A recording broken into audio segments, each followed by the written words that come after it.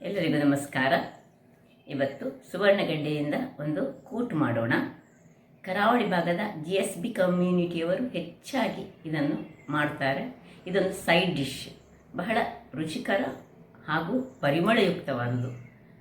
ಹಾಗಾದರೆ ಈ ಒಂದು ಸುವರ್ಣಗೆಡ್ಡೆಯ ಆರೋಗ್ಯದಾಯಕ ಅಂಶಗಳು ನಿಮಗೆಲ್ಲ ಗೊತ್ತಿರುವಂತಹದ್ದೇ. ಸುವರ್ಣಗೆಡ್ಡೆಯನ್ನು ಹೆಚ್ಚಾಗಿ ಈ ಆಪರೇಷನ್ ಆದವರು ಹೆಚ್ಚಾಗಿ ಸೇವಿಸ್ತಾರೆ, ಅಥವಾ ಮೂಲವ್ಯಾಧಿಯ ಸಮಸ್ಯೆ ಇರುವವರು ಸಹ ಇದನ್ನು ಹೆಚ್ಚಾಗಿ ಸೇವಿಸ್ತಾರೆ. ಗಾಯವನ್ನು ಗುಣಪಡಿಸುವಂತಹ ಶಕ್ತಿ ಇದಕ್ಕೆ ಹೊಂದಿರುತ್ತೆ. ಹಾಗಿರುವಾಗ ಬನ್ನಿ, ಯಾವ ರೀತಿ ಇದನ್ನು ಮಾಡುವುದನ್ನು ನೋಡೋ ಮೊದಲು ಯಾರೆಲ್ಲ ನನ್ನ ಚಾನಲನ್ನು ನೋಡ್ತಿದ್ದೀರಿ, ಯಾರೆಲ್ಲ ಇನ್ನು ಸಬ್ಸ್ಕ್ರೈಬ್ ಮಾಡಿಲ್ಲ, ದಯವಿಟ್ಟು ಸಬ್ಸ್ಕ್ರೈಬ್ ಮಾಡಿ, ಸಪೋರ್ಟ್ ಮಾಡಿ ಅಂತ ಹೇಳುತ್ತಾ ಬನ್ನಿ ಯಾವ ರೀತಿಯಲ್ಲಿ ಈ ಒಂದು ರೆಸಿಪಿಯನ್ನು ಮಾಡುವುದನ್ನು ನೋಡೋಣ. ನಮಸ್ತೆ ಮಿತ್ರರೇ, ಸುವರ್ಣಗೆಡ್ಡೆಯನ್ನು ಬಳಸಿ ನಾವು ಕರಾವಳಿಗರು ಮಾಡುವಂತಹ ಸುವರ್ಣಗೆಡ್ಡೆಯ ಕೂಟು ಮಾಡೋಣ. ನೋಡಿ, ಹೆಚ್ಚಾಗಿ ಇದನ್ನು GSB ಕಮ್ಯುನಿಟಿಯವರು ತುಂಬ ಮಾಡ್ತಾರೆ. ಇದು ಸಿಪ್ಪೆಯನ್ನು ಮೊದಲು ತೆಗೆದುಕೊಳ್ಬೇಕು. ಸಿಪ್ಪೆಯನ್ನು ತೆಗೆದುಕೊಂಡು ಇದನ್ನು ಸಣ್ಣದಾಗಿ ಹೆಚ್ಚಿಟ್ಟುಕೊಳ್ಬೇಕು.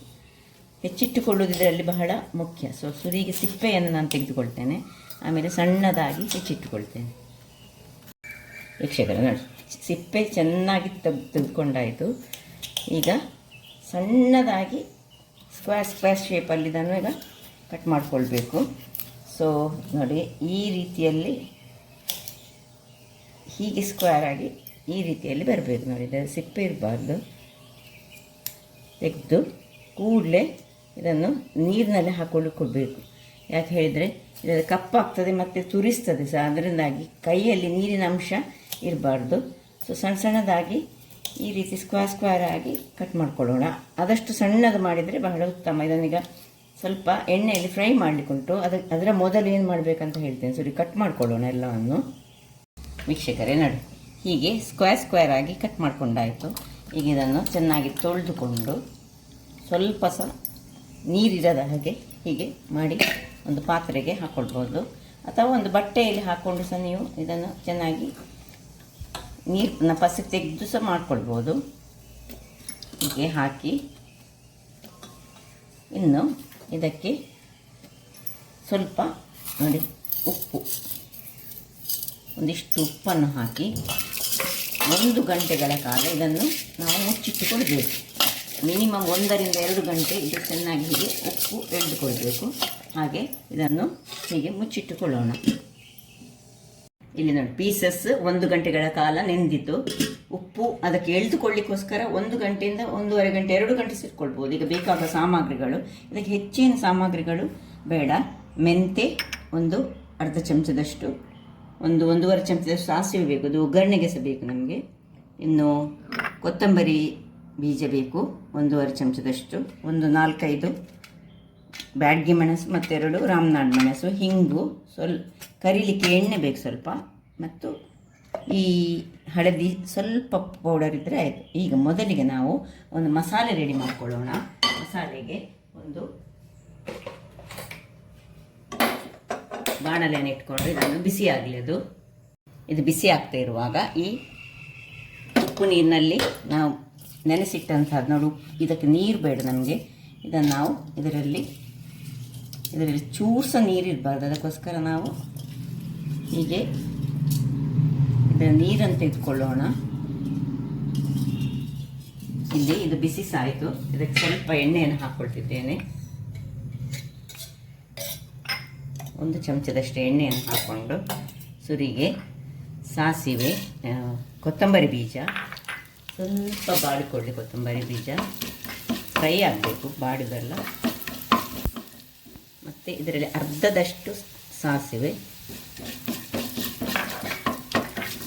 ಮೆಂತೆ ಒಂದು ಅರ್ಧ ಚಮಚದಷ್ಟು ಮೆಂತೆ, ಇಷ್ಟೊಂದು ಸಣ್ಣ ಉರಿಯಲ್ಲಿ ಮಾಡ್ಕೊಳ್ಳೋಣ. ಬೇಕಿದ್ದರೆ ಸ್ವಲ್ಪ ಕರಿಬೇವಿನ ಸೊಪ್ಪು ಸಹ ಇಲ್ಲಿ ಹಾಕ್ಕೊಳ್ಬೋದು, ಆಪ್ಷನಲ್ಲಿದು, ಸ್ವಲ್ಪ ಪರಿಮಳ ಬರ್ತದೆ ಹೇಳಿ. ಇನ್ನು ಕೊನೆಗೆ ಈ ಮೆಣಸನ್ನು ಇದರಲ್ಲಿ ಫ್ರೈ ಮಾಡ್ಕೊಳ್ಳೋಣ.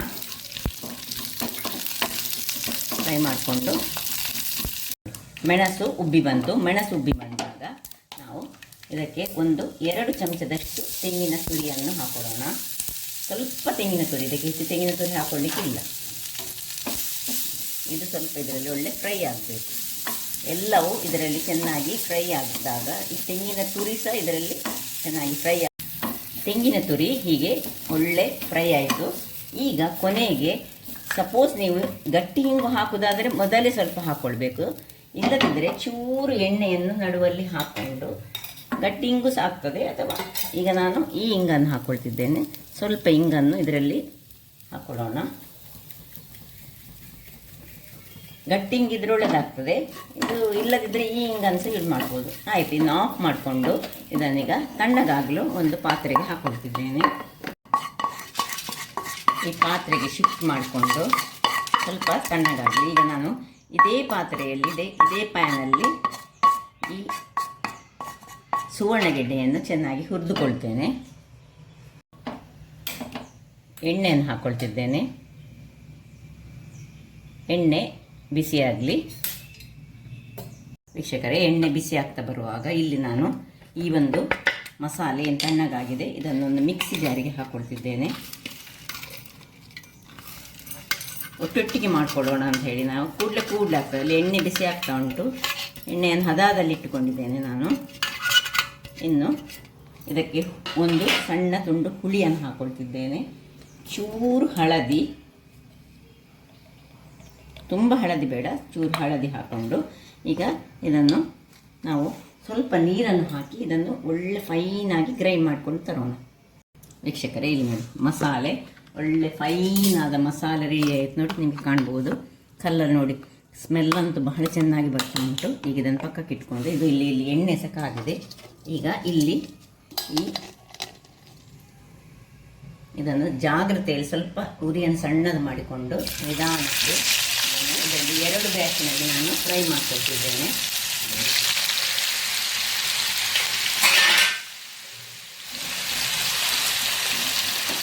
ಫ್ರೈ ಆಗಲಿ ಇದು ಒಳ್ಳೆ. ವೀಕ್ಷಕರೇ, ಇಲ್ಲಿ ನೋಡಿ ಒಳ್ಳೆ ಬ್ರೌನ್ ಕಲರಿಗೆ ಬಂತು. ಅಂದರೆ ಒಳ್ಳೆ ಕುರ್ಕುರಿ ಆಗುವಾಗ ಇದನ್ನೊಂದು ಕಿಚನ್ ಟ್ಯಾವಲ್ ಇಟ್ಟುಕೊಂಡು ಇದನ್ನು ನಾವು ತೆಗೆದುಕೊಳ್ಳೋಣ. ಸ್ವಲ್ಪ ಸಹ ಎಣ್ಣೆ ಇರದ ಹಾಗೆ ನೋಡಿಕೊಂಡು ಇದನ್ನು ಇದಕ್ಕೆ ಶಿಫ್ಟ್ ಮಾಡಿಕೊಳ್ತಿದ್ದೇನೆ. ಮತ್ತು ಈ ಪುನಃ 2ನೇ ಬ್ಯಾಚನ್ನು ಸಹ ನಾನು ಈಗ ಕರೆದುಕೊಳ್ತೇನೆ. ನೋಡಿ, ಸ್ವಲ್ಪ ಸಹ ಎಣ್ಣೆ ಇರದ ಹಾಗೆ ಹೀಗೆ ತೆಗೆದುಕೊಂಡು ಹಾಕೊಳ್ಳೋಣ.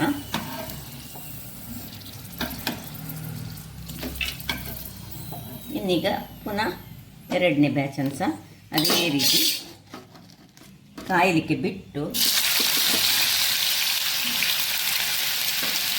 ಇದು ಕಾದಾದ ಮೇಲೆ ನಾವು ಇದರದ್ದು ಮಸಾಲೆ ಏನು ರುಬ್ಬಿದ್ದೇವೆ ಅದನ್ನು ರೆಡಿ ಮಾಡಿಕೊಳ್ಳೋಣ.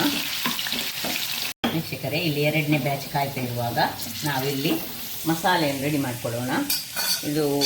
ಇದಕ್ಕೆ 1 ಚಮಚದಷ್ಟು ಎಣ್ಣೆಯನ್ನು ಹಾಕೊಳ್ತಿದ್ದೇನೆ. ತುರಿಗೆ ಒಗ್ಗರಣೆಯನ್ನು ಕೊಟ್ಕೊಳ್ಳೋಣ. ಸ್ವಲ್ಪ ತುಂಬ ಎಣ್ಣೆ ಬೇಕಂತ ಏನಿಲ್ಲ. ಒಂದು ಸಾಸಿವೆ, ಒಂದು ಅರ್ಧ ಚಮಚದಷ್ಟು, ಇನ್ನು ಮೆಣಸು, ಕರಿಬೇವು ಇಷ್ಟನ್ನು ಹಾಕು.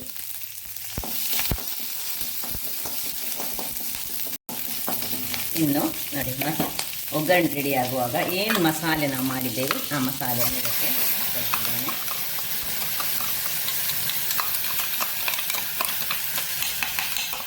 ಇನ್ನು ಇದಕ್ಕೆ ಸ್ವಲ್ಪ ನೀರನ್ನು ಹಾಕೊಳ್ಳೋಣ.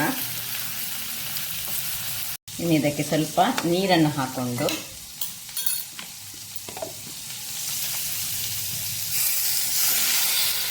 ಇನ್ನೂ ಸ್ವಲ್ಪ ನೀರು ಬೇಕಿದೆ. ಸ್ವಲ್ಪ ಕಡಿಮೆ ಆಯಿತು ನೀರು. ಸ್ವಲ್ಪ ದಪ್ಪದಲ್ಲಿ ಇರಬೇಕು, ತುಂಬ ತೆಳುವಾಗಬಾರ್ದು.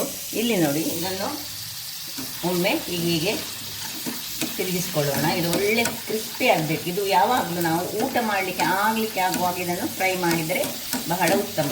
ತೆಂಗಿನ ಎಣ್ಣೆಯಲ್ಲಿ ಕರೆದ್ರೆ ಇನ್ನೂ ಸಹ ಉತ್ತಮ. ಯಾಕೆಳಿದರೆ ತೆಂಗಿನ ಎಣ್ಣೆಯಲ್ಲಿ ಮಾಡಿದರೆ ಕೆಲವರಿಗೆ ಈ ಕಟ್ ಮಾಡುವಾಗ ಸಹ ಈ ಸುವರ್ಣಗೆಡ್ಡೆ ಕೈ ತುರಿಸುವ ಅಭ್ಯಾಸ ಇದ್ದವರು ಕಟ್ ಮಾಡುವ ಮೊದಲು ಕೈಗೆ ಎಣ್ಣೆಯನ್ನು ಸವರಿಕೊಂಡು ಮಾಡಿದರೆ ಬಹಳ ಒಳ್ಳೆಯದು. ಇದು ಸ್ವಲ್ಪ ಉಪ್ಪಲ್ಲಿ ನಾವು ಮುಳುಗಿಸಿದ್ರಿಂದಾಗಿ ಇದಕ್ಕೆ ಉಪ್ಪು ಹಾಕುವಾಗ ಈ ಒಂದು ಮಸಾಲೆಗೆ ನಾವು ಸ್ವಲ್ಪ ಜಾಗ್ರತೆಯನ್ನು ಮಾಡಿಕೊಳ್ಬೇಕಾಗ್ತದೆ.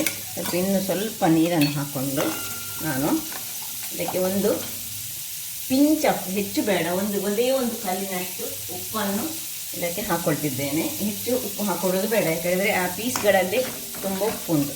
ಈಗ ಇದನ್ನು ನಾವು ಕುದಿಲಿಕ್ಕೆ ಮುಚ್ಚಳ ಮುಚ್ಚಿಕೊಂಡು ಬಿಟ್ಕೊಳ್ಳೋಣ. ವೀಕ್ಷಕರೇ, ಇಲ್ಲಿ ನೋಡಿ, ಇದು ಕುದೀತಾ ಉಂಟು. ಇದಕ್ಕೆ ಒಂದು ಚೂರು ಬೆಲ್ಲ, ಸ್ವಲ್ಪ ಹೆಚ್ಚು ಬೇಡ, ಸ್ವಲ್ಪ ಬೆಲ್ಲ. ಇದು ಆಪ್ಷನಲ್, ಬೇಕಿದ್ದರೆ ಹಾಕ್ಕೊಳ್ಳಿ, ಇಲ್ಲದಿದ್ದರೆ ಇದು ಸ್ಕಿಪ್ ಮಾಡ್ಕೊಳ್ಳೋದು. ಇದು ಆಯ್ತಲ್ಲಿ ಇದನ್ನು ತೆಗೆದುಕೊಳ್ಳೋಣ. ತೆಗೆದುಕೊಂಡು